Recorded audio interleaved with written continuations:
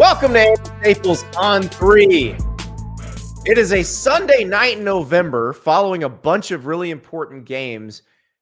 And I got to say, not the level of news that I was necessarily expecting this time of year, or that we necessarily get this time of year. But there was one big piece of news, and it came out of Los Angeles. USC has parted ways with defensive coordinator Alex Grinch following a 52-42 loss to Washington. When this came out, I had my thoughts immediately and had to just turn on the camera and record them. So here's where I was right at the moment Lincoln Riley announced that he had fired Alex Grinch. USC coach Lincoln Riley has done what he probably should have done after last year's Pac-12 championship game. He has fired defensive coordinator Alex Grinch, a relationship that spanned Oklahoma and USC, but never really produced any good defenses outside of 2020, is over. Riley announced it on Sunday, said Grinch has been relieved of his duties.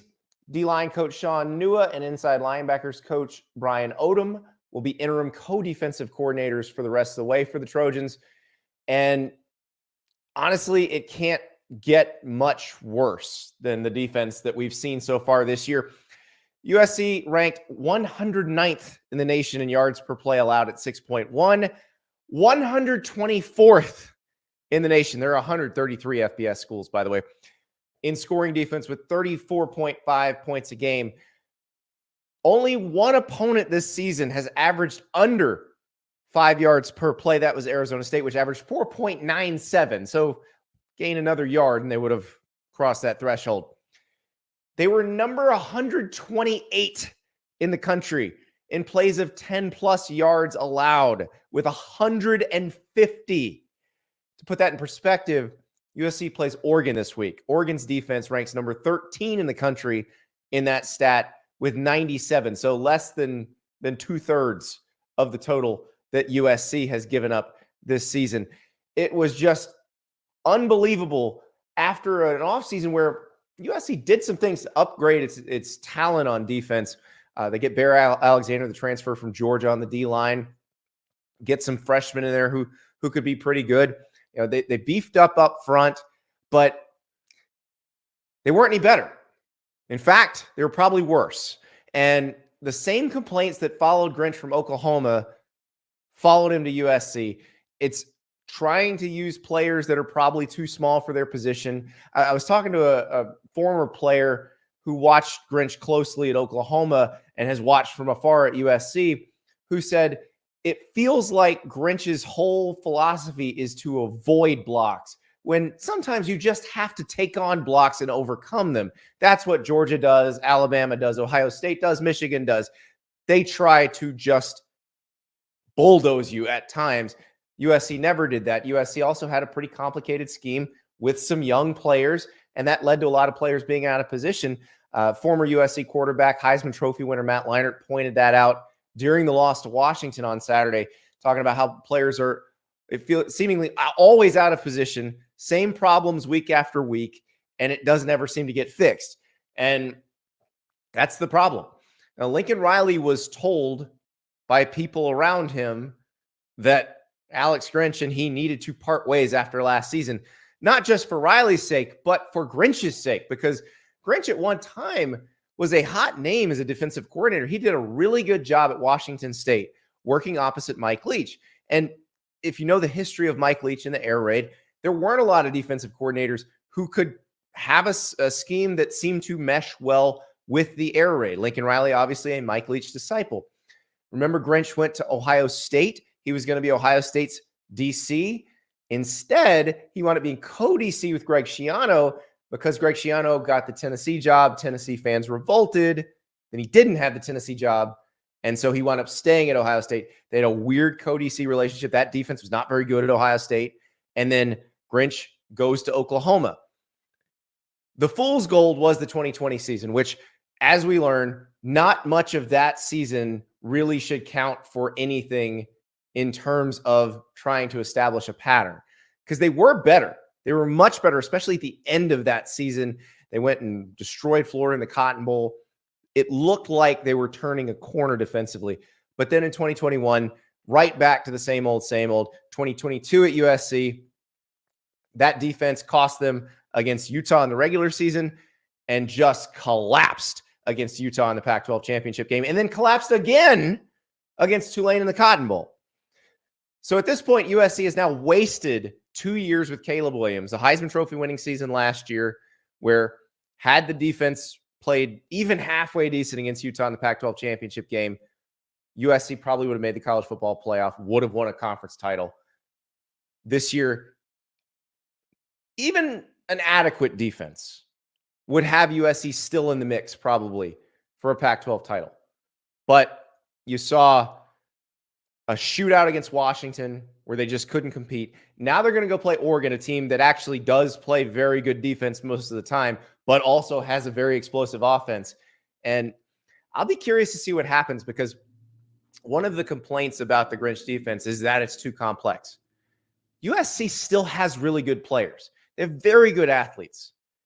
Is there a chance that these guys could simplify the defense, just play something somewhat vanilla, and get better results? Will it be enough to beat Oregon? I don't know. I doubt it. Oregon's very, very good. They're at home. The Autzen crowd's going to be crazy. Oregon has no margin for error, has to win this game if it wants to have a chance to win the Pac-12 and make the playoff. But it's an interesting experiment, because that was one of the knocks on Grinch, that it's just too complicated. What if they let the athletes just be athletes? It's worth a try. At this point, you've already wasted this season, but at least maybe you can get an idea of how things could get better in the future.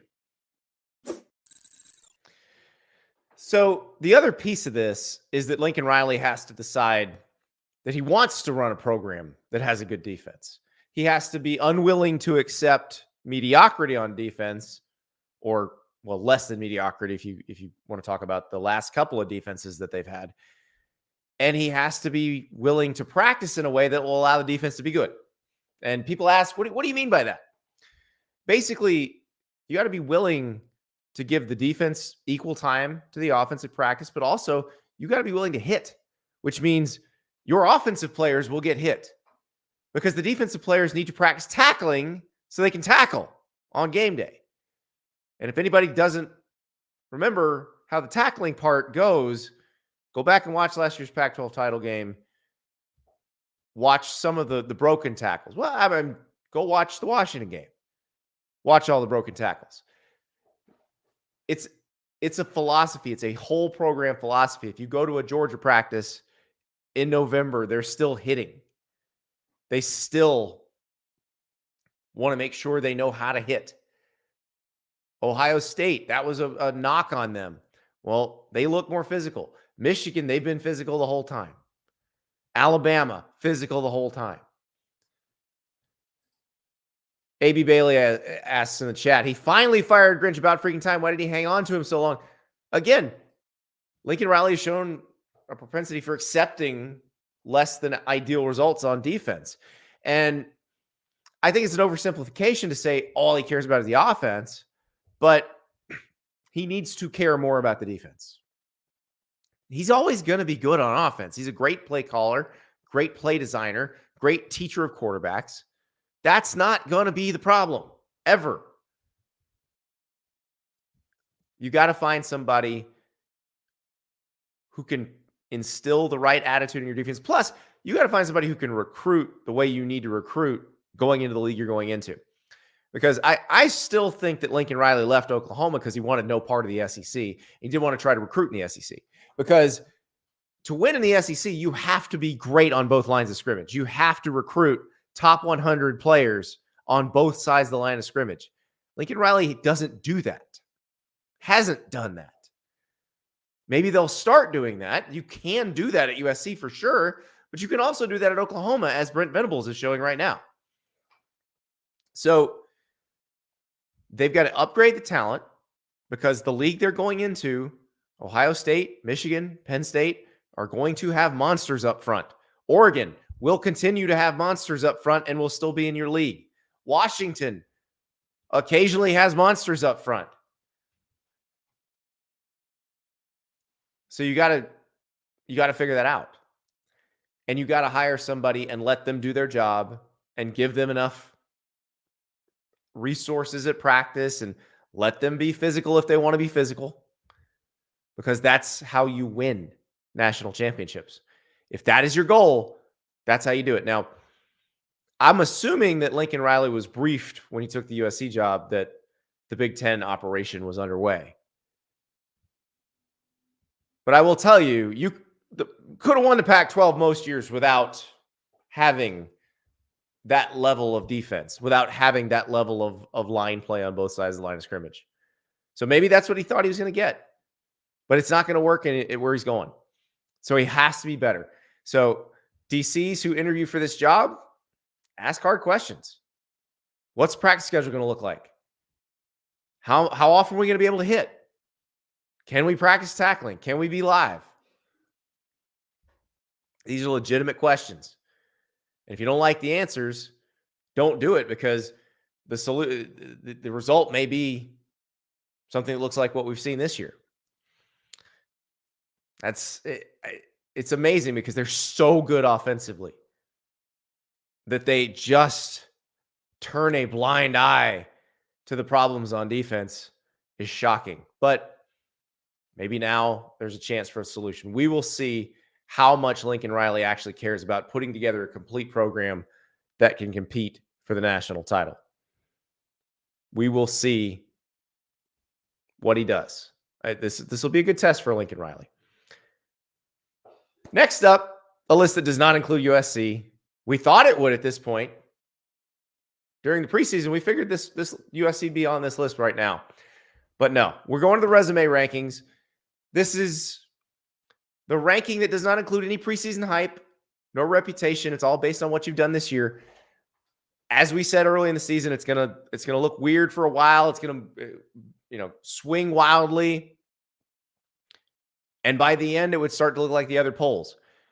I predict that this top 10 will be identical to the top 10 in the college football playoff committee's rankings. Not because I want it to be, just because I just think reasonable people are probably going to come to similar conclusions.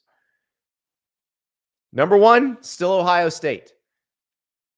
Now, when we get to the CFP projections, you're going to see something and go, well, why do you have Ohio State number 1 in the resume rankings?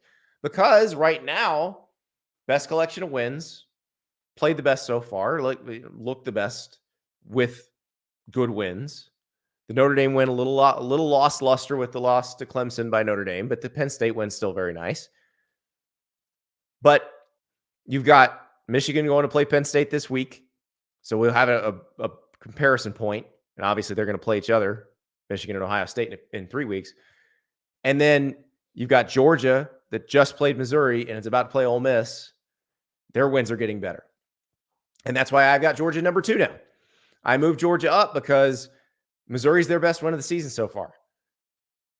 This week, they have a chance to get a better win against Ole Miss. If they're impressive against Ole Miss, I may bump them to number 1. Of course, they might lose to Ole Miss. Ole Miss is 8-1 right now. But Georgia against Missouri, I was impressed. They went down early, but then they took the lead, and then they got stops when they needed to. The offense did what it needed to do. They put the game away there at the end and got it to 2 possessions with about 5 minutes to go. So I'm fine with where they're at. And we know they have a switch that they can hit and be really good. And also, you're looking at possibly getting Amarius Mims, the right tackle, back from injury. He had an ankle injury. Looking at getting him back for this game against Ole Miss. Brock Bowers, the idea behind that tightrope ankle surgery was to get him back quickly. So perhaps he's back against Tennessee, or maybe it takes to the SEC championship game. But if you have Brock Bowers back in time for the SEC championship game, it changes the math on everything. Number 3, Michigan. Still haven't played anybody, but they play somebody this week. But everybody they've played, they've crushed.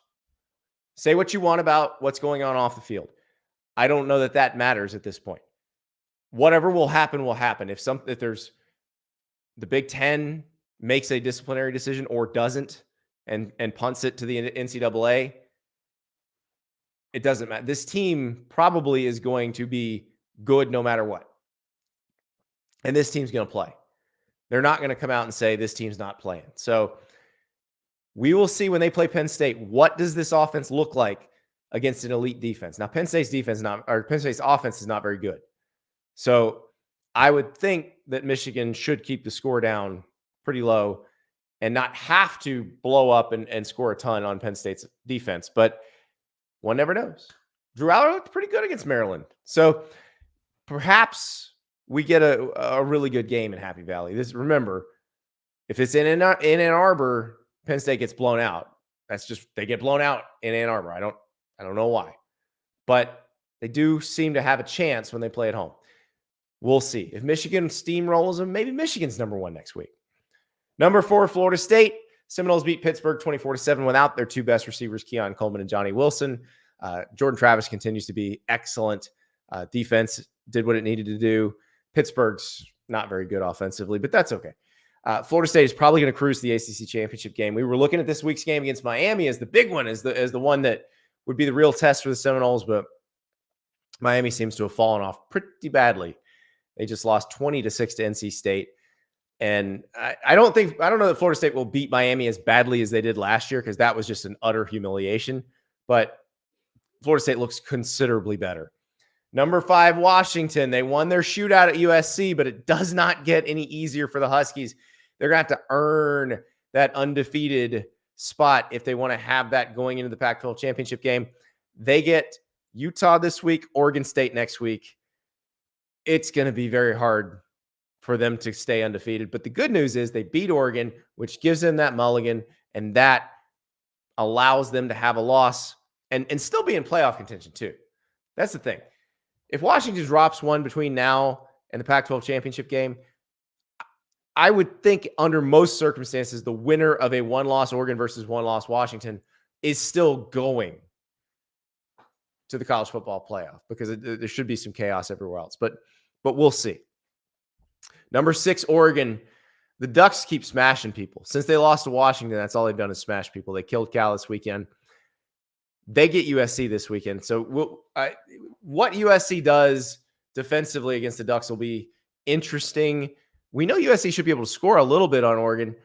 I don't know that they're going to be able to score as much on Oregon as they scored on Washington, but Oregon is going to have to put up some points to win this game. I do think they will. I think this defense will get after Caleb Williams. And we saw with the Notre Dame game where the pressure on Caleb Williams, especially knowing how bad the defense is, he will try to force some stuff. And so I could see Oregon forcing some turnovers here, and maybe gets a little more out of hand than USC Washington did. But that's an intriguing one, because you don't know what the scheme's going to look like defensively. Do they change much? Do they call it the same way Grinch would have called it? We don't know. We saw an example of that this week with Florida and Arkansas, where Arkansas had fired Dan Enos, their offensive coordinator. They had elevated Kenny Guyton, who had been an analyst, and Guyton had worked with Kendall Briles before. So they really went back to the offense that they had run the year before. And if you're Florida's defense, that's probably not what you were prepping for most of the time. You probably had to look at some of that just in case, but I don't think you expected it the whole time. So Oregon's going to have to deal with whatever USC throws at them defensively and probably adjust on the fly. Number 7, Texas. Listen, that fourth quarter against Kansas State was ugly, but guess what? They won. And this was a Texas team that needed to show it could win like this. Texas has not won games like this in the last few years. These are the games that they let slip away. They won this one against K-State. Big step for the program now. They got to go to TCU, to Iowa State, and they get Texas Tech. All of those games are going to be fraught with emotion. Iowa State, remember, they just lost to Kansas. They only had one conference loss. They'll have 2. So if they can beat Texas, they can throw things into chaos. Texas is going to have to get everything straight. We're going to talk to Bobby Burton from InsideTexas later in the show. He's going to explain when's Quinn Ewers maybe going to come back, what do things look like with Malik Murphy right now. We'll talk about all that with Bobby. Number 8, Alabama. This team lost to Texas, but it looks like a different team now than the one that lost to Texas. This looks like a team that maybe on the right day can beat Georgia in the SEC championship game. And they've evolved. And we're going to talk later with Tim Watts from BamaOnline about the evolution of this Alabama team, because it feels like that very flawed team that we saw in the beginning of the season has started to figure some things out. Number 9, Louisville. Jeff Brom's done a great job of figuring out what his team is. They play great defense. They can run the ball. Yes, they can throw the ball to Jamari Thrash, but I think running it with Jawar Jordan and letting that defense just shut teams down, it's a good mix. And Jeff Brom is great at just kind of figuring out what his team is best at and leaning into it. And you saw it at Purdue. You're seeing it now with Louisville. It looks like Louisville and Florida State are on a collision course to the ACC championship game. And that could be a very, very fun game. Yes, Yosef, who's a Louisville fan, top 10. Absolutely. And I think you're going to be in the top 10 in the college football playoff selection committee rankings too. Number 10, Ole Miss. The Rebels cut a little close against Texas A&M. It looked like they were going to run away with that game, and then A&M made a game out of it. But Ole Miss survives. The field goal misses at the end of the game. Big win for Ole Miss. Now they got to go to Athens. This will be a fun one. I can't wait to see this offense against Georgia's defense. I don't know that Ole Miss's defense, after what we saw Texas A&M do to them, I think Georgia's going to be able to score on them about as much as they want. But they are in a good position, because if they drop this one but win the rest of their games, you're looking at a New Year's Six bowl, and that's a pretty good spot. So that is your resume top 10. I think it's going to be almost identical, or maybe exactly identical to the top 10 of the selection committee rankings. They might have Louisville and Ole Miss flipped. That's about the only thing I can see that they're going to change. But that's what happens when you get more data. It does tend to coalesce into something similar. So the AP poll, they still got Georgia number 1. But I got a feeling that what I do, what the committee does, what some of these other folks do, we may have Georgia number 1 after next week if they play well against Ole Miss. So it makes a lot of sense. Now we got to talk about the team that has been the biggest story in college football the last 2 weeks. They got back on the field on Saturday with a big, rousing win against Purdue. Now, we knew they were going to beat Purdue, but Michigan once again thrashed an opponent that was a lesser opponent. They did not mess around. They jumped on them, and then a little pause, but then continued to roll. But of course, there is everything else looming over Michigan. Anthony Broome of the Wolverine joined us to talk about the off-field stuff and that huge, huge game in State College on Saturday. We are joined now by Anthony Broome of the Wolverine, and I promise we're going to talk about Michigan on the field. Promise. But first, Anthony, we got to talk about the thing that is just eating everything else, and that is the alleged sign stealing, the Big Ten versus Michigan, however you want to do it. It feels like a very strange situation for everybody involved. Like the Big Ten basically faced with a choice of, you've got all these people on one side saying, you got to do something about this right now. And then Michigan going, what about due process? What about, you don't have an investigatory arm. The NCAA does that, and that's going to take a while. Like, what do you do if you're Tony Petitti, the Big Ten commissioner? And what do you do, Anthony, if you're Santa Ono, the Michigan president? Well, I think if you're Santa Ono, first and foremost, I think that, yeah, you do fight this, because it's a unique situation where, as far as we know, an investigation was just opened up, like whatever it was, the two weeks ago. Right. So NCAA investigation. Yeah. Correct. So for this to be, for the information that's been made available to come via leaks and anonymous sources, and not necessarily as the result of an investigation, I do think that Michigan is right to be like, hey, listen, like, we get there might be a paper trail of things that have gone on, and we are going to have to eat some sort of punishment for that. Like, that's going to happen. But there needs to be as the buzzword now, the due process that has to be played out. So for Michigan, I understand that. From the Big Ten perspective, the coach's perspective, the league's perspective, given that information that is out there right now is so damning and the paper trail is so clear, and all of these schools have these ticket receipts that go to, that are linked back to Connor Stallions, I get why they could say, what is there to investigate? It's all out there. So, I mean, there's the layers of that. There's apparently the layer that a third party investigative arm is involved here somehow.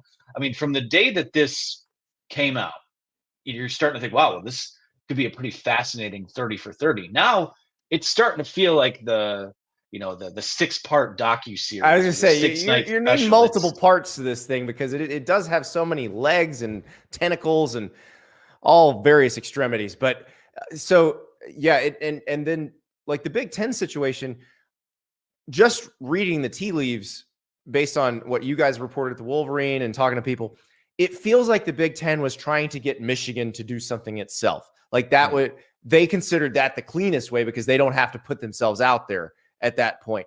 But if you're Michigan, there's no incentive to do that. And if you don't do that, the Big Ten has to do something, or has to decide if it wants to do something.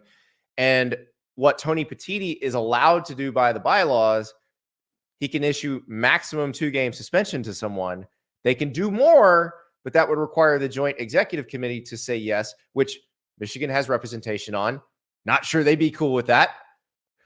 Yeah, I'm not sure they would be. I'm not sure that anyone would want. Again, I know there's been a lot of put the shoe on their other foot. How would you feel if this was at your school? Well, put the shoe on the other foot in terms of if this was something going on with your school. Yeah. Again, with all of this information coming out via leaks and the rumors about what the origins of the investigation are, which again, I have to make clear, like whatever comes out on that side of it does not exonerate Michigan at all. Like it's pretty clear what's out there, what the implications of that could be. But to kind of step in and I'm not a big fan of hitting the easy button on crying about the witch hunt or the mob mentality. But everything right now just does feel super emotional. I think everyone involved in this needs to take a step back and take a deep breath. Well, and I think that may be what happens ultimately, and that's the part.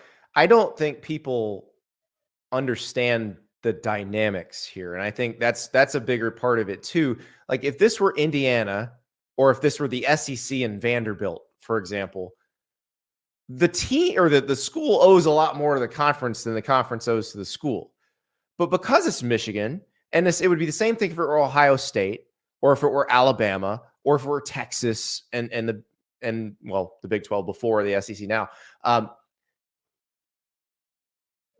The program does not owe the conference squat because it is a draw. It is a big reason why this multi-billion-dollar TV contract exists. So, like, if I'm Michigan, and this is the other part people don't seem to grasp in this situation because everybody wants something to happen.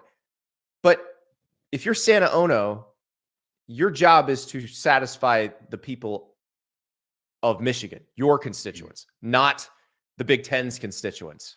And I think that's the part that the people don't get. Like if I'm Santa Ono, I'm worried about what the people who employ me think about this, not what Ohio State, Purdue, and Minnesota think about this. Yeah, and I don't think it's, again, I've already said this, like I don't think it's a crazy ask to just ask for an investigation to play out and to let that, again, buzzword of the day, the due process of it. And I saw that, Santa Ono, a lot of people, obviously Michigan people see the letter that comes out and they're, yes, that's our guy. Like Santa's fighting for us, and the rest of the nation will roll their eyes and say, well, due process, what about this and this and X incident and Y incident? It's like, I don't like that aspect of it either. So yeah, like Michigan's going to defend itself here, and it should. I think that people inside of Ann Arbor know that are taking this seriously. It's not like they're saying that this is a witch hunt and that it's a smear campaign and things like that. Like they just want it to be investigated because I think even take it outside of sport, anything at a university level that has some sort of accusation like that. You take the deep breath, you take a step back, and you investigate it, and then you determine what your path forward is. But having the punishment come before the sentencing seems super weird to me. Or before the adjudication, like the guilty or not guilty. Exactly. That's what makes this so confusing is, there's just not the mechanism to do something right now, and we've compared it to other sports, but there was a situation like this in the NFL. They didn't do anything quickly even then, and they have the power to do it. So it's going to be fascinating to watch what happens, but let's transition to the on-field part of it, because that's part of this too. Yeah. Their biggest game of the season is this week so far. They play Penn State. This is the first good competition that they have faced. This is the best team they faced, and it's a great measuring stick for them. How is this team handling all of the other stuff heading into that? I get the sense that, again, I know it's cliche, but I get the sense that they've kind of rallied around it and internalized it, which is something that I think, again, regardless of what people think about how this program has turned things around over the last 2 years, I think that's a big part of it in terms of the culture that's been built is their players' ability to block out, not even block out the noise. They see everything, they read everything, and they find a way to internalize that and weaponize that. And I get the sense too that, again, I think bored isn't the right word, but Michigan hasn't been challenged this year. But in its toughest spots of the season, where you think, you think back to the Nebraska game, first game on the road, upstart program, tough place to play. They came out on fire right off the bat. You see the same thing the next week at Minnesota. Michigan State, a rivalry game, always tough just on that alone. Forget the fact that, 24, 48 hours before that was when, the drip of this whole, illegal scouting operation accusation has been out there. And, they came out and hammered their rival when that happened too. So it's a different type of adversity that the other teams have faced. And that's not something you can quantify and punch into a computer, and the college football playoff will necessarily take that into account. But to me, this season, I've seen this group play its best football when the questions or the noise has been the loudest. And heading into this game on Saturday night, or Saturday afternoon, I should say, that feels like where things are heading. Now, we take things one day at a time. I don't know what state the program will be in by the end of this week, or what's out there, what a response is. But based on everything we know right now, I think that Michigan is ready for that challenge. And the fact that you kind of have a game against Purdue where, you play your C plus game even, and still walk out of there with a blowout, walk out of there with a lot of things to put on film and focus on this week. I think this is a really good spot for Michigan to kind of, bounce back from not just everything that's been going on, but cement itself as one of the best teams in the country. Yeah. And you look at that Purdue game, they jump all over them. They let them breathe for about a quarter, and then they jump all over them again. It seems like that they've got that gear that they can turn on when they need to. And I'm just fascinated to see it again. Like, Penn State's offense is not the best. We know that, but it's an elite defense. So I want to see JJ McCarthy and company against this defense. Can they move the ball at will? Can they run the ball well? That's the one thing, reading you guys, you guys have been kind of hard on the Michigan run game recently, even though they're still averaging the number one yards per carry in the Big Ten. Yeah, it's nitpicky, right? Like you get through these first 9 games without a ton of resistance. I don't think they've played, an FPI team that's above like 50 or 60. So like, I get their obvious caveats, in that respect, but the Michigan run game, it's almost been flipped. Like last year, the run game was a non-negotiable, and you're waiting for that pass game to come along to take that next level. This year, it's been kind of the flip side of that, and people have been surprised by that, given that Blake Corum is back, Donovan Edwards is back, and Blake Corum has the rushing touchdown numbers, but we're not seeing him get 25 carries a game for 100+ yards. I think the biggest difference with that is this team's offensive line probably isn't winning a 3rd straight Joe Moore Award. Seeing a little more pressure off the tackles than last year. They didn't play very well against Purdue.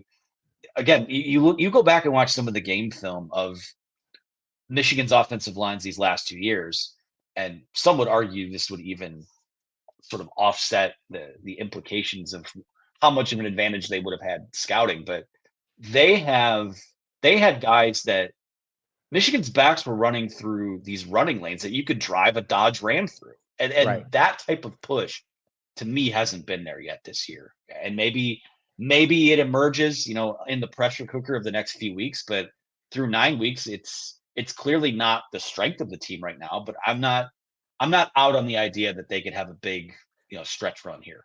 Well, there's also the part where JJ McCarthy can get them out of some issues if he needs to, because he is as dynamic. I mean, he's the most dynamic quarterback they've had in the Harbaugh era.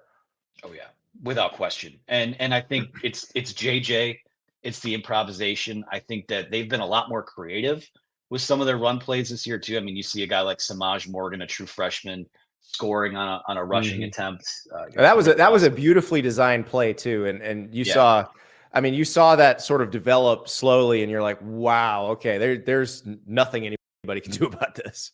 Yeah, they're doing a lot better job this year. It just seems of creating misdirection, scheming some of those guys open, even just for the kind of the check down throws for McCarthy. So that's where like the offense, people are off put because the offense doesn't look as dominant on the ground. But I still think when push comes to shove, the way that Ron Moore's been calling plays, the way that JJ McCarthy's been playing, they're going to, by land, sea, or air, they're going to find a way to move the ball down the field. So, yeah. Well, push will come to shove, probably off and on the field this week. So I will be bothering you and Chris Ballas and Clayton and everybody at the Wolverine all week. So cannot wait to see you guys in State College. It's going to be great to see you, Andy. Thank you so much for having us. Thanks, Anthony.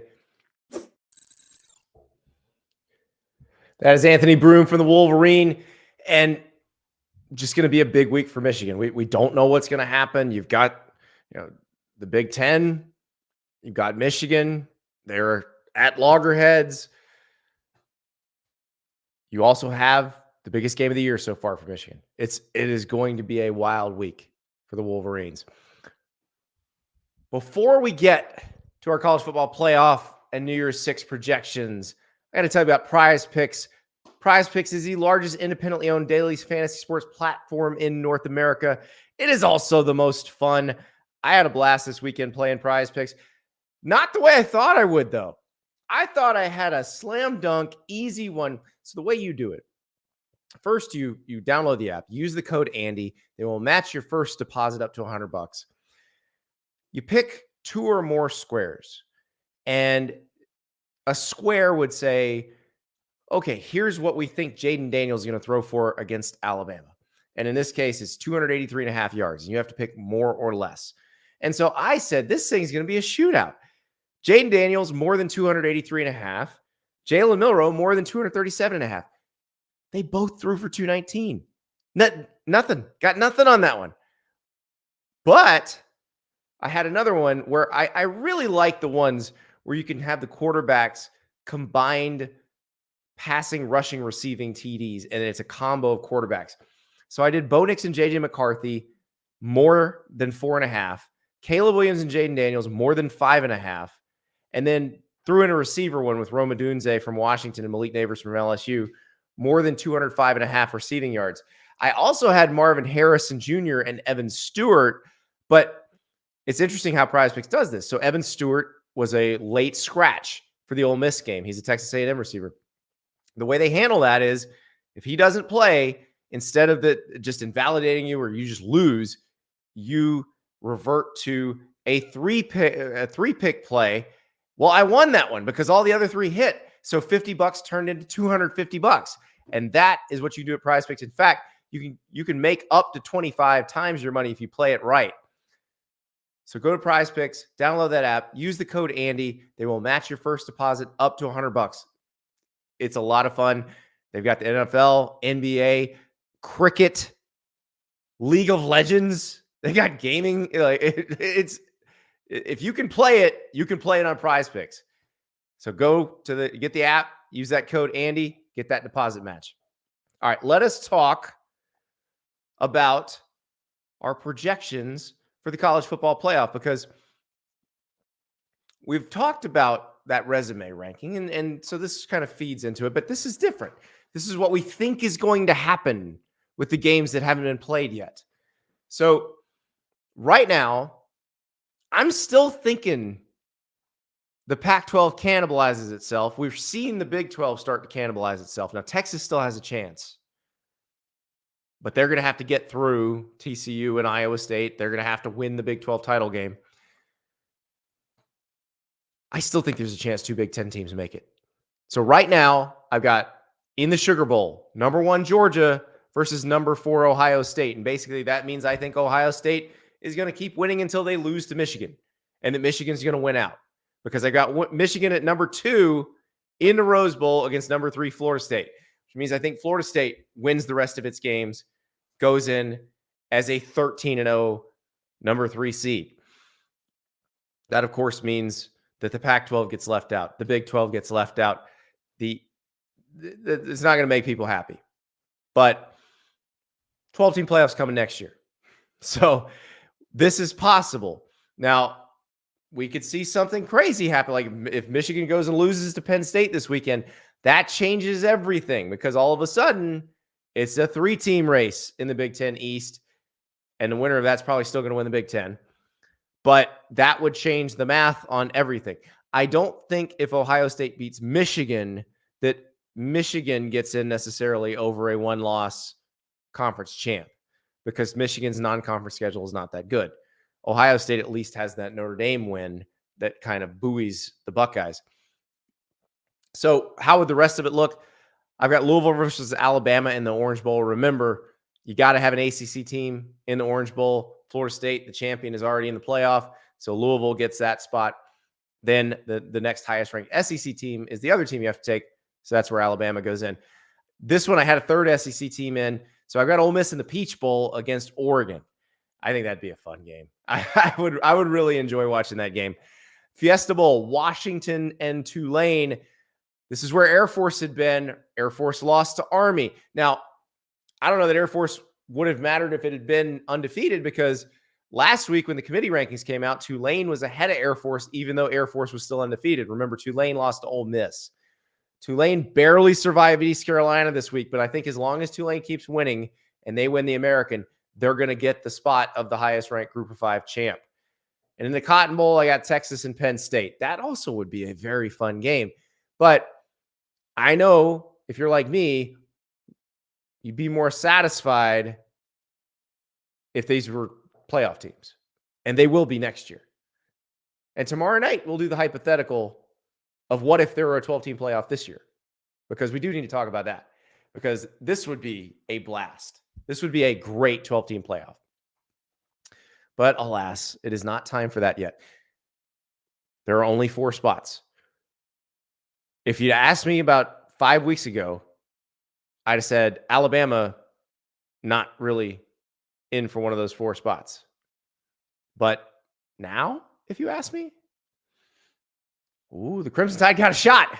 We talked to Tim Watts from BamaOnline about how Alabama has evolved over the last few weeks, because this team's playing pretty well coming off that LSU game, and a team that didn't look like it had a chance to compete for a national title a while back now might be able to.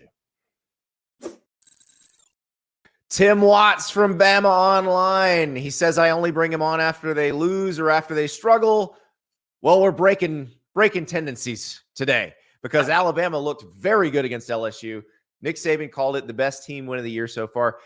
Tim, I'm curious. This feels different than most Alabama teams, where we know what they are most of the season.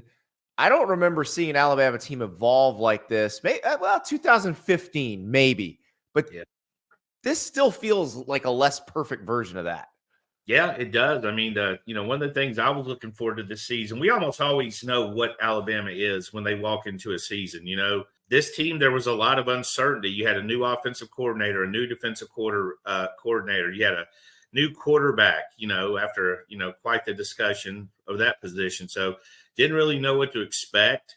Has had its bumps along the way, but you kind of feel like they're figuring things out. You see the offensive line's a little bit better from week to week, it seems. And, obviously LSU is a super talented team. And they came in with a lot of confidence. I mean, they had choreographed all their touchdown dances. They were at the end zone, and there was 11 of them involved. But and they should be. It's one of the most prolific offenses in the country. So, yeah, I mean, it's not just one side of the ball or one position. There's just a lot of improvement. Well, and I've talked about this multiple times over the last few weeks, that if you were not an Alabama fan, this feels like the most likable Alabama team. And I was trying to imagine, like, for Alabama fans, because they've had so much success, like, would they embrace this team the way they have other teams? Because, like, how can you not love Terrion Arnold and Malachi Moore and those guys? But it didn't seem like they were going to ultimately be as successful as most Alabama teams. But now the window feels open for, wait, maybe these guys could beat Georgia. Maybe they could make a playoff.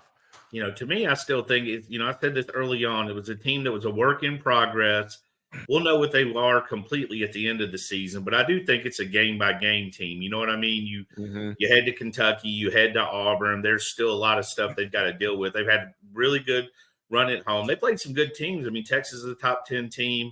LSU might be the best offense in the country. They're right up there with Washington. Ole Miss, how good does that win look now? And you look at the adjustments. How many times did you see an Alabama team successful in the first half and struggle in the second half? I feel like we saw that a lot last year, but Kevin Steele, that he's given up 10 points. His defense has given up 10 points in the second half to LSU, Tennessee, and Ole Miss combined. That's crazy. That's crazy. That's amazing. And that's a team that had success in the first half. Adjustments, and kudos to the players. They always seem to make a play, like the Dallas Turner tip and the Arnold pick. They always seem to have that one play they've got to have in these games. Yeah, and it's interesting that you mentioned the Ole Miss win, because I think about the circumstances of that. So that's the first game after USF, which I still believe was let's just show everybody what we're dealing with here with the quarterbacks. And so Milroe gets, back in the starting role, but they still hadn't quite adjusted. Like, Milroe and Reese hadn't quite adjusted to each other yet. It feels like they're much more comfortable together. Like, last night felt like the first time they were really calling stuff that really suits what Jalen does well. Yeah, and I think there was that period of getting to know each other. And, I've made jokes about it, but you don't get many chances to coach an athlete like Jalen Milroe. He's got a big arm. He's an athlete. He does it all. Didn't see a lot of that at Notre Dame. So Tommy Rees kind of had to learn how to call plays for him. And then Milroe had to learn to adjust what Tommy Rees wanted to call. And I think you saw that yesterday. You saw a lot of motions. If you watch that play on the first power run to go on their first touchdown, if you watch Amari Niblack comes in motion, seals that edge, he walks into the end zone. I mean, there's just a lot of little things. These running backs out of the backfield, you know what I mean? That helps Jalen Milroe when he's under pressure. And he did a terrific job of finding those guys. I also think Milroe has learned that people do fear his arm, and he can take advantage of that. There's one of the touchdowns last night where he had the ball cocked and ready to throw until he got to the line of scrimmage, and then he tucks and just takes off like there's a rocket strapped to his butt. Like, that was more nuance than you'd seen from him the whole year. Like, he kept that defense at bay with the threat that he was going to throw, and then all of a sudden, kaboom! And they couldn't. Like, the angles were terrible. Yeah, and that's the thing is, like, you saw him. I know you're talking about the touchdown where he ran to the left. That's another thing the offense does. It gives them that option. If that linebacker, he has to commit, that defender has to commit. Do I take the running back, wide receiver in the flat, or do I take Milroe? And look, I've said this all along. He looks like Adrian Peterson running to me. And when he ran, it's power. It's power. Ask Harold Perkins, who met him at the goal line on one of his touchdowns. They had to help Harold up, and Milroe was just standing there. And Harold's a physical, strong tackler and just basically bounced off Jalen Milroe. That's how big and that's how strong he is. But I agree with you. If you go back and look at that play, I tell you, one of the plays that shows kind of his progression to me is the short pass to Jace when he was under pressure for the long run up the left sideline. Go back and watch that play. There's 5 defenders surrounding him.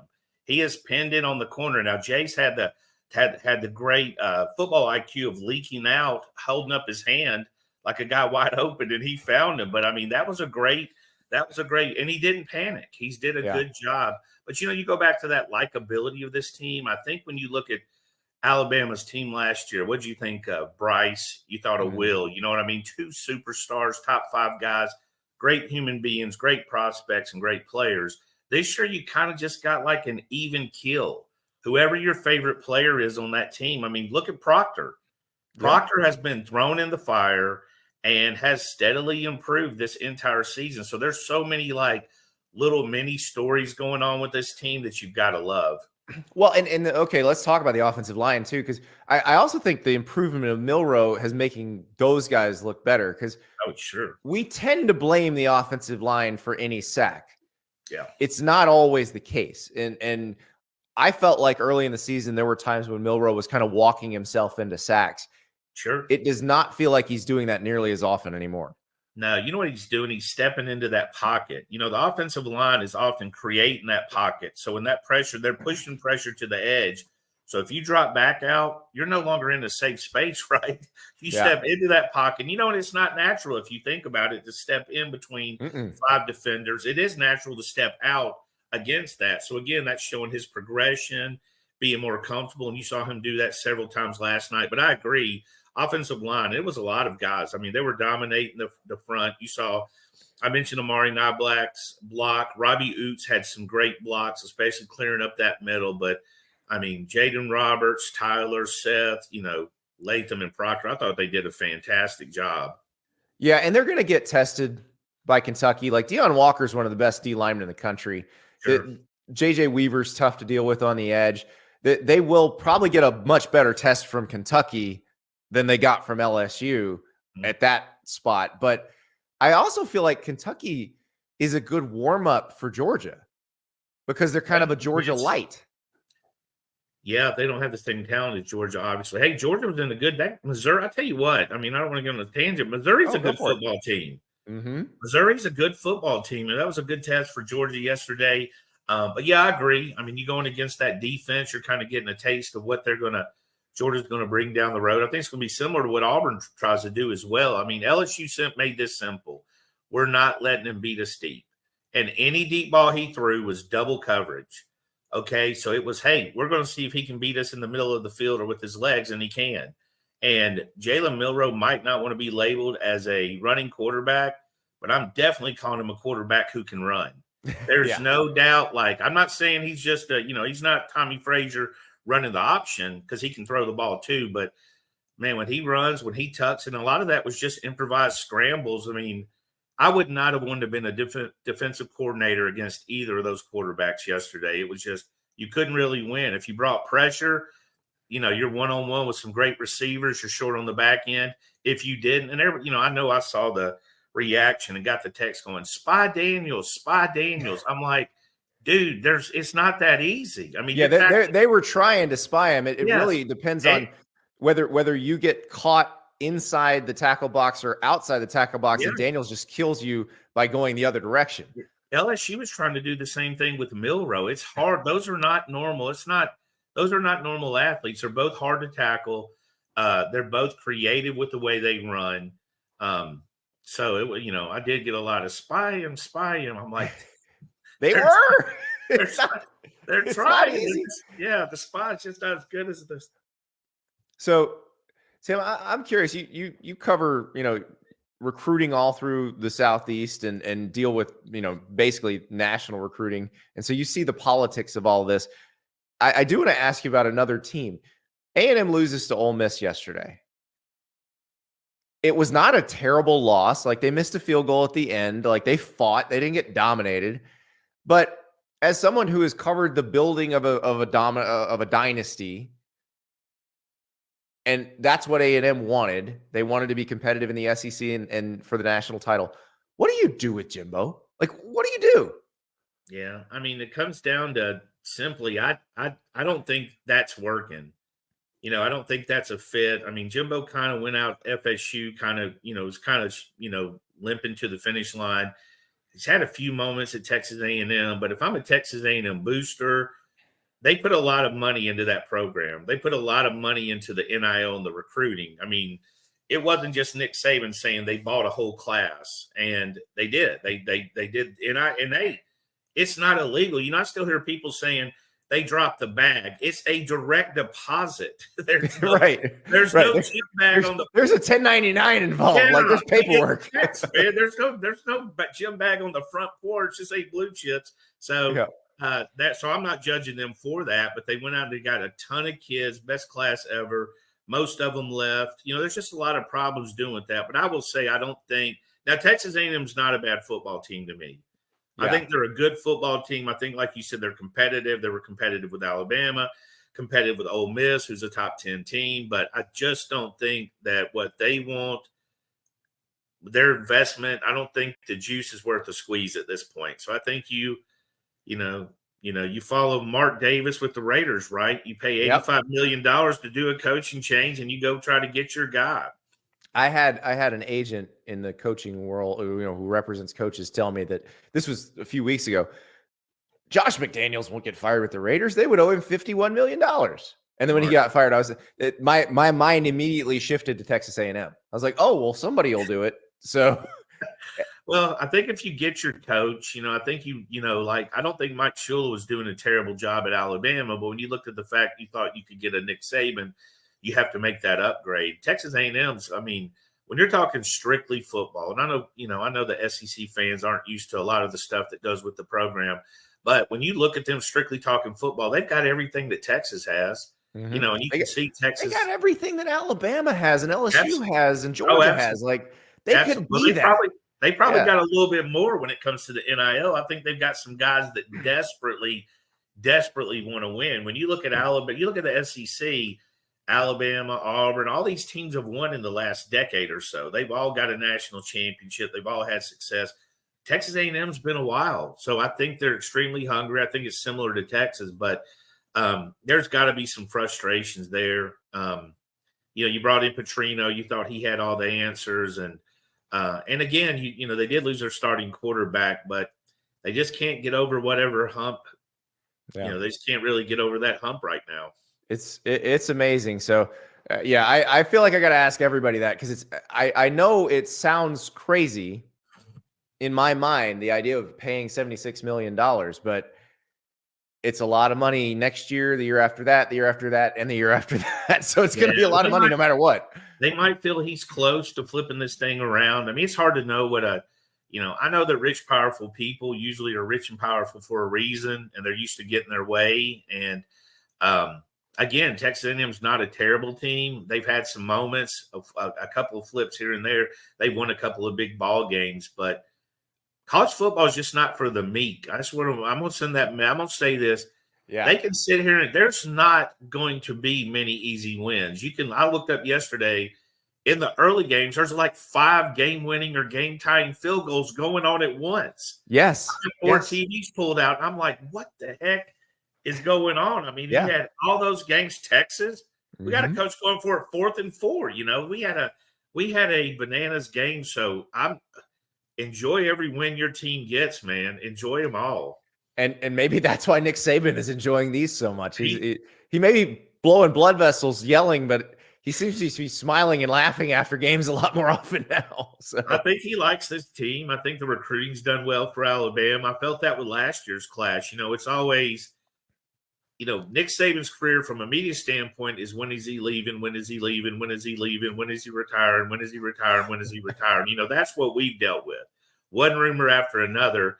Judging by his actions, I would say he's enjoying life and having success. There's a lot of talk with Alabama fans that he was starting Milroe. He had lost the team and they were doing what they – seriously, there was discussions all over. This is as close, because they all say they're tight-knit, but this feels very tight-knit. You see them on the sideline. If Milroe makes a mistake, if the defense makes a mistake, you can see them coming off the sideline and the bench catches them. High five, head up, coaches get them, all that kind of stuff. It is a close-knit group. And the last Alabama team I remember like that was 2015. Jonathan Allen, Dalvin Tomlinson, Ashawn Robb. They kind of rode herd on everybody else. Yeah. But this is one I feel like the DBs kind of set the tone, and Milroe. on this one. We can't leave this show without talking about Caleb Downs. I mean, oh yeah, come on, man. We knew how great he was. I mean, there was no doubt. This guy, first of all, was a credible athlete, incredible kid. He had all the tools, but then mentally, he was at a different level. Coaches, I don't know how many times I heard a coach say Caleb was asking about this scheme, or Caleb was asking about this, or Caleb knew the Bama defense as well as the secondary guys probably did last year while he was in high school. I mean, he was drilling like Charles Kelly and those guys. He was drilling the DB coaches.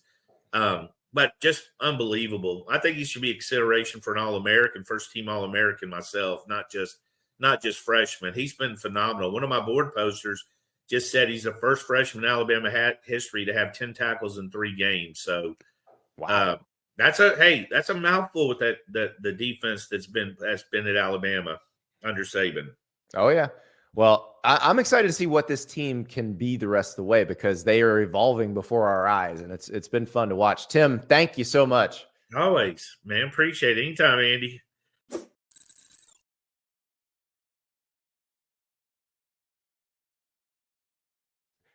Tim Watts from BamaOnline, and that is a fascinating story because, like he said, we're used to seeing Alabama kind of fully formed at the beginning of the season, but that's just not how it's been.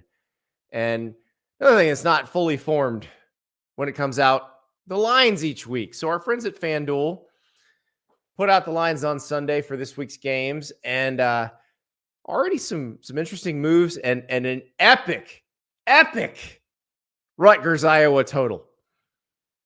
We'll start with some of the more interesting point spreads. Michigan and Penn State, obviously biggest game of the week. Michigan is favored by 5.5 on the road. This feels about right. They've had kind of a preliminary line on this for the last few weeks. This is about what we expected. Alabama, team we just talked about, going to Kentucky. They are a 10.5 point favorite on the road. This is one where, does Alabama get tripped up between now and the SEC championship game? They only need to win one more to clinch a spot in the SEC championship game, but obviously they would need to beat Kentucky and Auburn and Chattanooga to then get to the SEC championship game with a chance to make the playoff if they win it. So another one, Utah at Washington. Washington's got a tough couple of weeks. They get Utah, they get Oregon State. They're a 9.5 point favorite against Utah at home. This started out at 10, dropped a little bit, but I think this one will be interesting to see because Oregon blew out Utah. I don't know that Washington defensively is going to hold Utah down as much as Oregon did, but I do think Washington should be able to score plenty on Utah, even though Utah has a very good defense. Ole Miss going to Georgia. Georgia's an 11.5 point favorite in this game. We saw Missouri cover this past weekend. This feels like another one where the visitor could cover, but Georgia could still wind up with a very good win. So we'll keep an eye on that one. Another one in the SEC that's really interesting, Tennessee at Missouri. This started out as Missouri being favored by 1.5. Now Tennessee is favored by 1.5. So within the last, say, 8 or 9 hours, it has flipped over, and now Tennessee is a road favorite going to Columbia. That's going to be a fun game. That's going to be a really good game. There's a little history there, and not in a bad way. Josh Heupel's career basically resurrected at Missouri. He'd gotten fired at Oklahoma. He went to Utah State and did some good things. And then he got to Missouri, and that's where they found it, where the UCF folks found him, Danny White, the AD, who's now his AD at Tennessee. So that'll be a fun one. USC at Oregon. Now, this line came out before Alex Grinch got fired, but it hadn't changed much. It's 14.5. Oregon's favored. So that one, it feels about right. The one that feels amazing, though, the Rutgers Iowa total. Iowa's favored by 2.5 points. Who cares about that? 28.5 is your total. They finally opened it one. They opened one under 30. How low can it go? 28.5. And of course, I'm going to take the under because the under is 7-2 in Iowa games this year. 28.5. Unbelievable. Texas and TCU. I believe Texas is a 9 point favorite on the road at TCU. This is going to be a big one. We talked to Bobby Burton from Inside Texas about that Longhorns win against K-State on Saturday and how big it is for the program. Joined now by Bobby Burton of Inside Texas. And Bobby, what a game for Texas. That was a near collapse, but they held on. And I feel like this is a game that we've wanted to see Texas win for a long time, that they have not been able to win for a long time.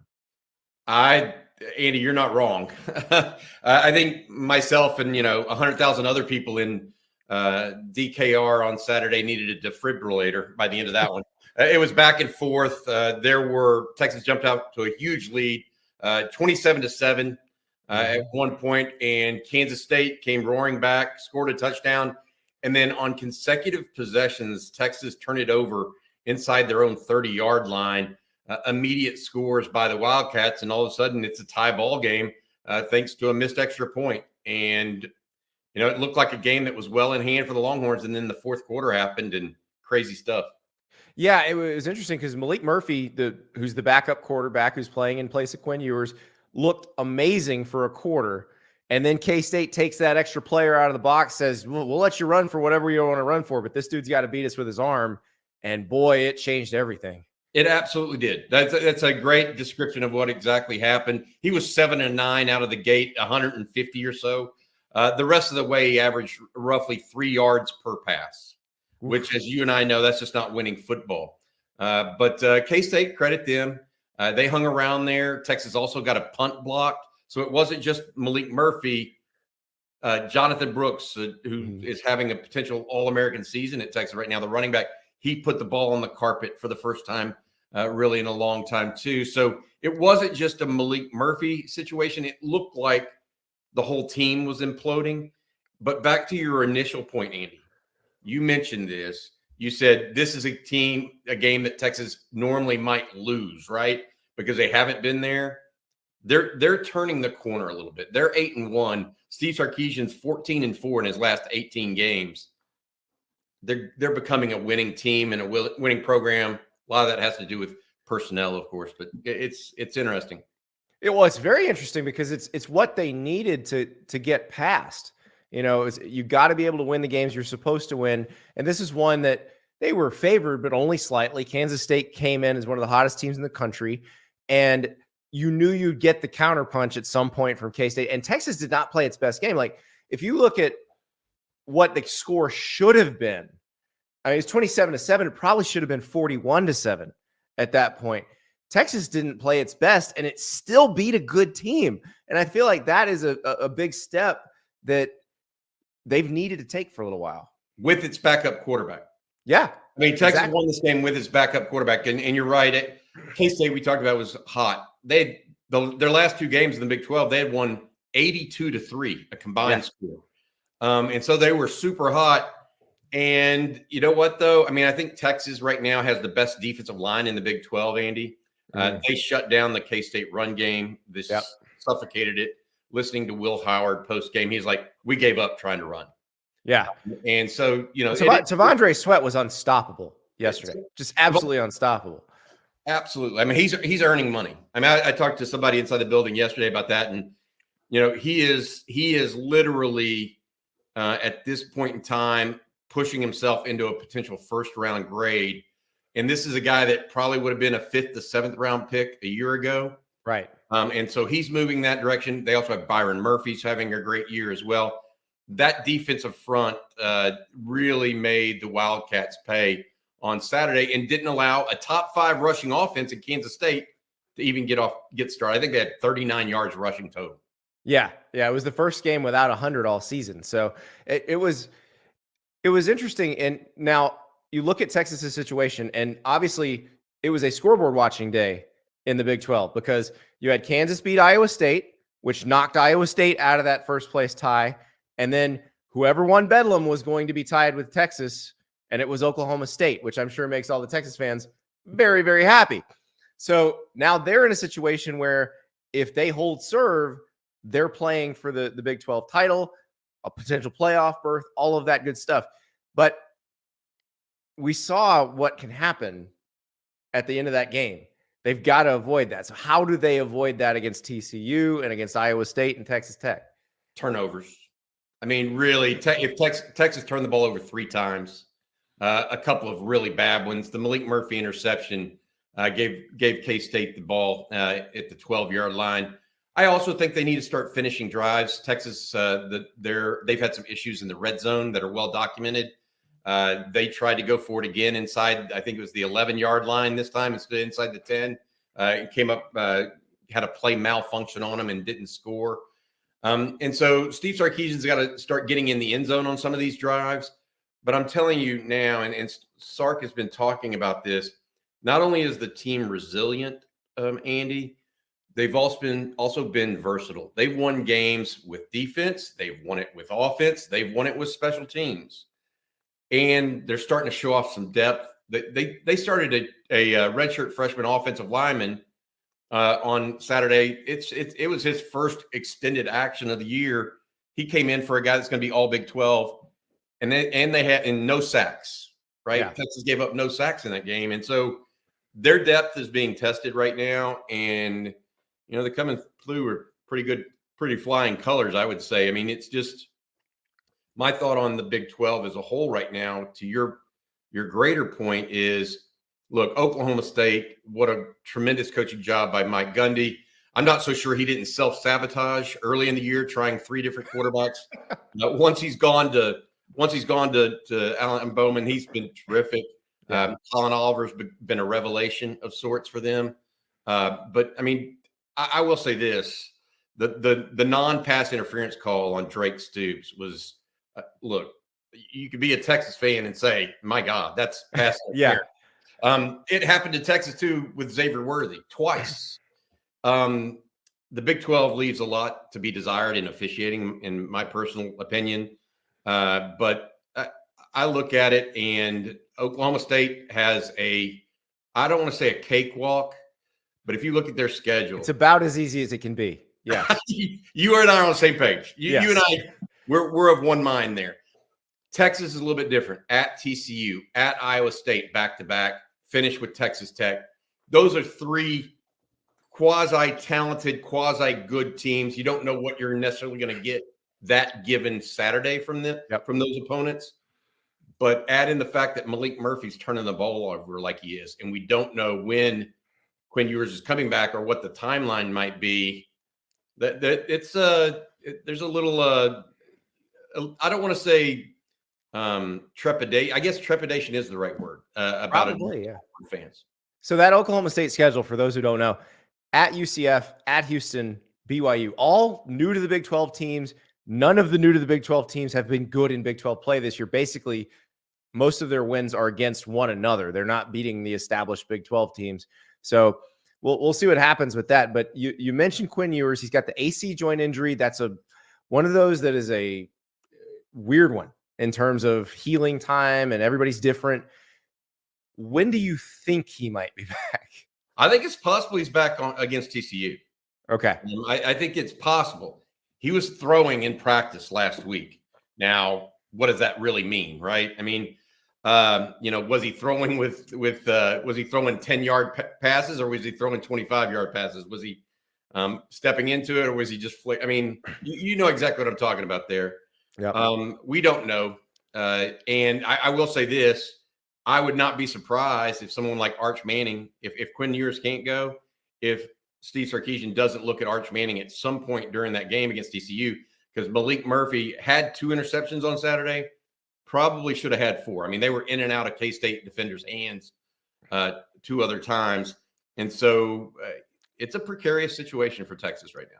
Yeah, although the Arch situation, if you had to, you could still redshirt him, because probably get Ewers back before, like, even if you make Arch the starter, you're going to get Ewers back at some point, and you can keep Arch under 4 games. But at Iowa State seems to be the trickiest one. That location, that team, that defense, it's been a problem for Texas over the years. So that's the one I would circle as, hey, you probably want to have him back if you can by then. I would agree with you. And if you remember correctly, in Steve Sarkisian's first year, It was the game at Iowa State where Texas defensive line coach Bo Davis. Oh yeah. He let it rip on how he felt about some guys and how they weren't necessarily buying into team. That's a return trip to Ames, and Ames at night, not easy. I think Texas knows that. We'll see if it's a night game after all. But Andy, you're not wrong about what you're saying. The idea, though, that this is TCU's last shot at Texas. Oh, Iowa State doesn't necessarily have that kind of thought process, but Texas Tech, with all of what went on in the preseason with Brett Yormark and the associate commissioner of the Big 12 as well, I can't tell you that there's not some animosity there. I know for a fact Kirby Hocutt would, probably give Joey McGuire a raise if he just beat Texas, because all the wolves would be off of his back. That's for sure. Well, the target will be on the Longhorns' back, because if Oklahoma State can rally through, then one of the remaining teams is going to play in the Big 12 championship game. I'm sure they would like it to be 2, but Texas would like it to be them winning on the way out. So we will see what happens. Bobby, thank you so much. Andy, always a pleasure, dude. Best of luck to you. That's Bobby Burton from Inside Texas. Longhorns in very good shape. We now move to a program that is not in very good shape at all. The Florida Gators lost a game they could not afford to lose at home in overtime to Arkansas, which snapped the 6-game losing streak. Sam Pittman coming up big after firing his offensive coordinator during the bye week, elevating Kenny Guyton. Big win for Arkansas. Horrible loss for Florida, which now faces an uphill climb to be bowl eligible. We talked to Nick Delatorre from GatorsOnline about what the Gators do now, what Billy Napier does now. How do they deal with a situation where the negativity is starting to get overwhelming? Joined now by Nick Delatorre of GatorsOnline. And Nick, this was pretty much the worst case scenario that we laid out for Florida, losing to Arkansas and now needing a win against one of at LSU, at Missouri, or Florida State at home to become bowl eligible. Yeah, well, they played really well on the road over Billy Napier's 22 games, so you probably feel good about LSU or Missouri, and then there's a playoff team coming in. So yeah, it's tough for me to say, not say that a bowl game is important, because I'm a proponent of, listen, when it's June, I would love for there to be some bowl games going on, but I get that fans won't get excited for the Duke's Mayo Bowl. Please don't come for us. That's a social media team. You don't want to be on the wrong side. I don't think they rate the Duke's Mayo Bowl at 6-6. So I think we're talking Birmingham. We're talking Shreveport. Actually, I can't remember I don't even remember if the Independence Bowl is an SEC bowl anymore. So I think they're not. But I can't sit here and tell you that, okay, it's not important, when I'm also telling you all season long, hey, Florida's really young. They need practice. They need time. Mm-hmm. Florida needs bowl practices last year because you were in such a bad bowl game. You didn't even get a chance to use all 15 practices, but you have a 5-star quarterback in DJ Lagway that will be able to enroll early in practice. You have a bunch of Eugene Wilson, Jordan Castell, a bunch of freshmen, sophomores who could use the practice. This was your opportunity to secure bowl eligibility and get those games. Now, Florida will not be and should not be favored to win any of their next 3 games. So you had an interesting question to Billy Napier yesterday, because special teams, obviously a huge part of the loss to Arkansas. Multiple times, 10 guys lining up on field goal block again. The field goal team running onto the field, causing an illegal substitution penalty, a missed field goal at the end of regulation that would have won the game, a missed extra point that would have probably caused them to win the game had they made it. And here's what you asked Billy Napier about special teams and his answer. Billy, the special teams unit has pretty much consistently had issues, whether it's been procedural or otherwise. What can you do this late in the season to help them or fix that? And at the end of the season, do you have to look at changing the operation completely there? Well, specifically, what are you talking about? Today there was 10 guys for a field goal block, the bad snap, and then the procedural penalty running the guys on. Then they've had issues pretty much. Yeah, I mean, I think that, we had a few young people today that had opportunities. That's what I would say, We also had some great punt returns today. We had some great kickoff returns today.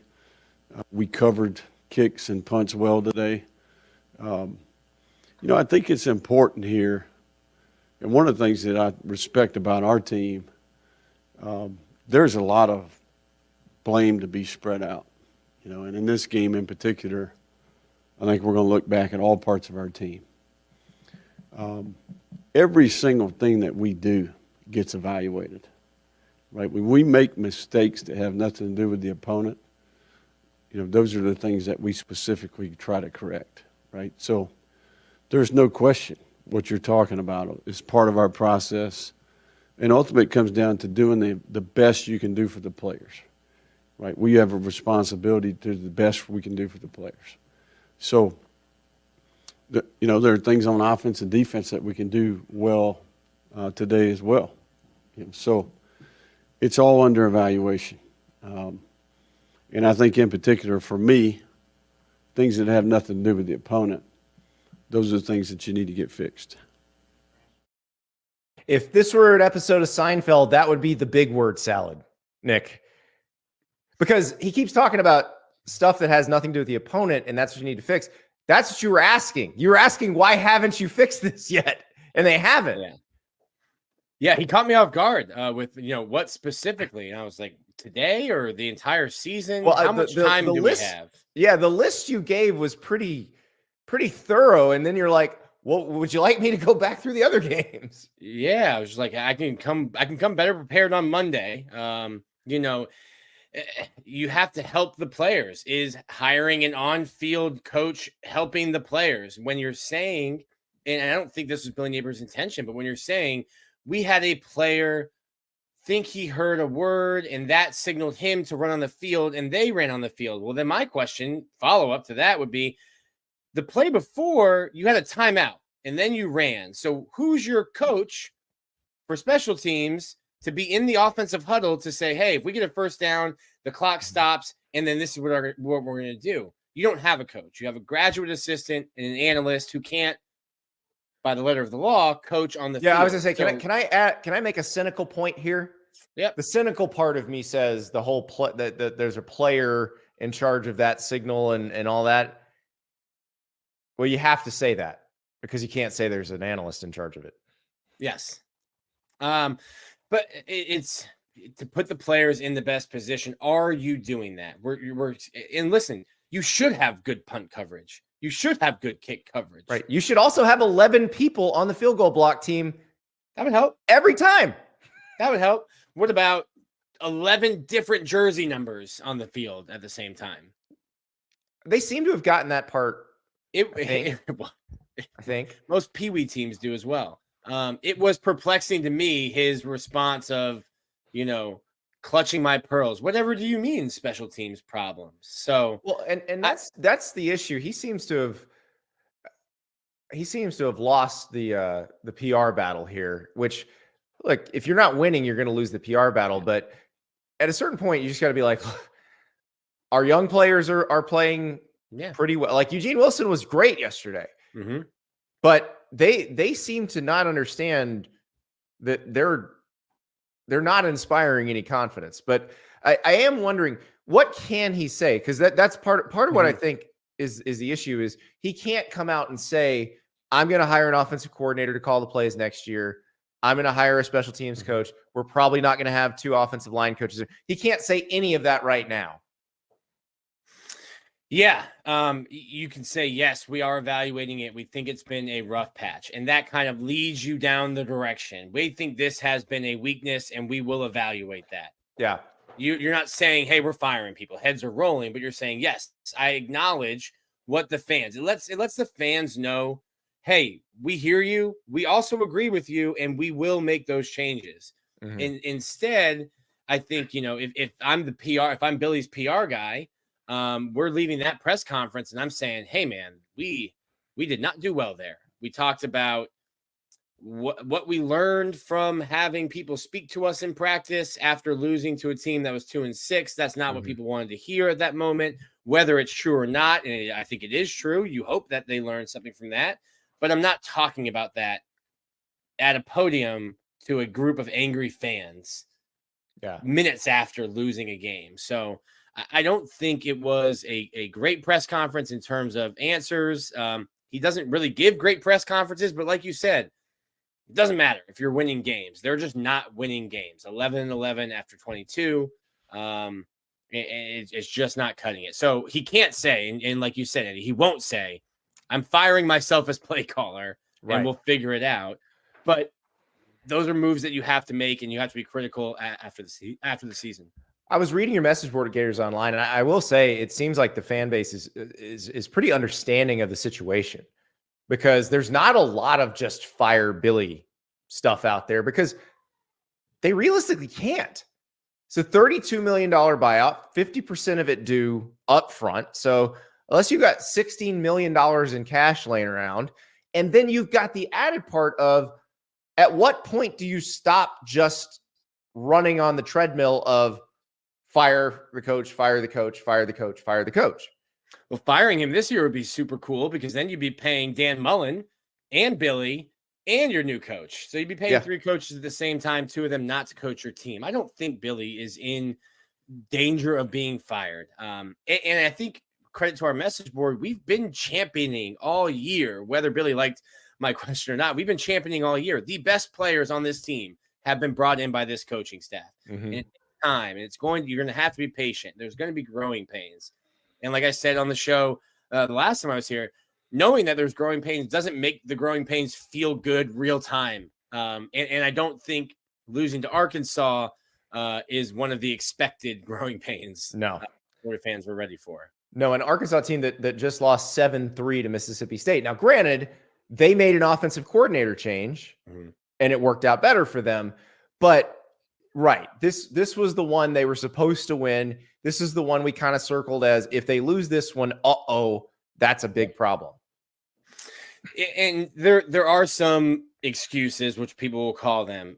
As a defensive coordinator looking for tendencies and patterns, Kenny Guyton had never called plays, had never ran an offense. There are no tendencies.